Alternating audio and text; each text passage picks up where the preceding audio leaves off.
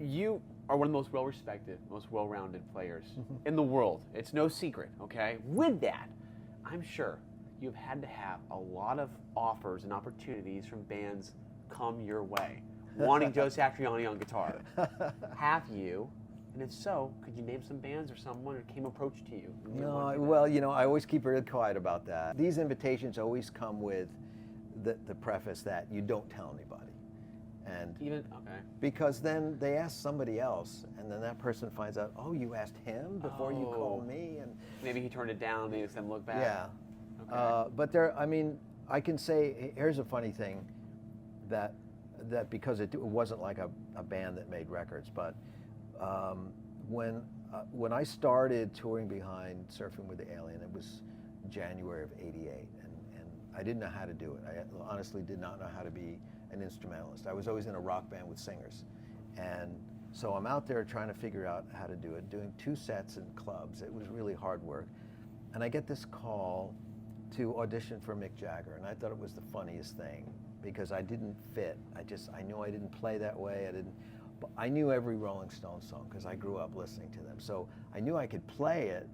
But I was just looking at myself in the mirror like, well, why would Mick want someone like me, you know, an American, looks like this? So I was thinking I should do the audition anyway, just because I want to be in the same room with Mick and just have some fun and have a good memory. Then I find out they've auditioned 60 guitar players and some really famous, like every famous guitar player. And Jeff Beck had quit 2 months earlier. So when I finally walk in and they told me that, oh, by the way, you're like 61, I thought, oh my God, what is the criteria? Right. Why can't the other 60 get this gig, you know? And I had no idea. So I thought, well, I'm the least qualified. I don't look right. I'll just be myself. So we were just sitting there jamming, me and the band, and Mick wasn't in the room. And he comes bounding in the room after about half hour, and he says, oh, I've been listening from the outside the door. It sounds amazing. Let's play some Hendrix. And he's just naming songs, and we're just having fun. And then he says, oh, we really want you in the band. Can you be in the band? And I'm like, really? He's like, you talking to me? And so I thought, great, yeah, whatever.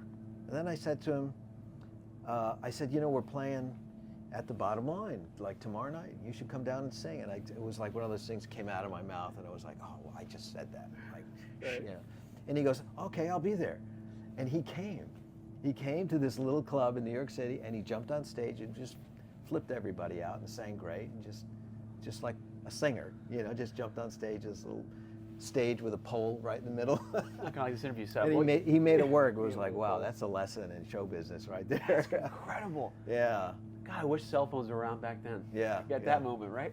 That would have been incredible. Yeah, a couple of snapshots, that's about it. Wow. And now you're heading off, and later on this year, I mean, it's already a booked schedule, but you're going to go on to the Vai Satch tour, the Satch Vai tour, heading in, celebrating in a way decades of friendship. Yeah, yeah. How have you guys kept your friendship so good over this course of this long? It is easy to be friends with that man, so there's no problem.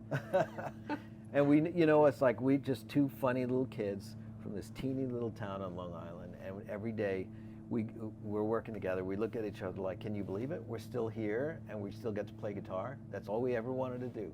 Right. We just like to be rock stars, and we had no idea what that meant, but we just thought if we keep working really hard, they might let us keep playing. Right, let me ask you, what was it like when you saw him when you saw a movie trailer come out, you'd see Crossroads? Oh, great. And you see your buddy that you were giving auditions to, you guys grew up together, same school, you're like, he's playing the devil on guitar Yes, yeah. I always knew he had it in him. I saw him perform when he was a young kid, and I was amazed at how much show business was in him, you know what I mean? And way more than me. I kind of recoiled from that. I always thought, I'm going to try to do a different thing. But the first time I saw him play, I think he was maybe 13 and a half. Yeah, and he was already like acting like he was a superstar. 13. Yeah, and I think he was playing at the local church. I mean, it was humble beginnings. And it was really funny, but I knew it was just like, he's got it. He could be a superstar. That's incredible. He loves the camera, he loves the audience, and he's not afraid to put on a show, you know. You can see it in the movie. Yeah. In the movie too, right? Yeah. They can't teach him those moves. No. And you know, it takes a lot of musical discipline to beat yourself on film. That's what he had to do, right? He had to purposely shred himself out of the game, right? Right, exactly. No, that's very true. Very true. Wow.